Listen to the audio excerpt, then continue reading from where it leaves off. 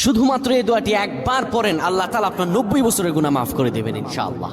আপনার 90 বছরের গুনাহ মাফ হয়ে যাবে যদি মাত্র এই দোয়াটি যদি একবার পড়তে পারেন। আপনার ভাগ্য খুলে যাবে, রিজিকে বরকত আসবে, মনের ন্যাক আশা পূরণ হবে, আল্লাহ আপনার সব দোয়া কবুল করে দিবেন। সুবহানাল্লাহি ওয়া বিহামদি।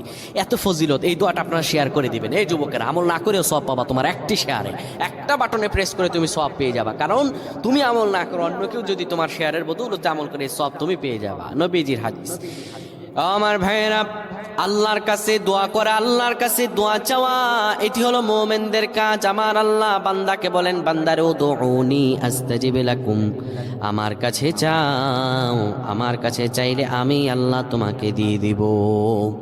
কেউ যদি একবারে দোয়াটি পড়তে পারে, দোয়াটি হলো রব্বি ইন্নী যালামতু নাফসি ফাগফিরলি।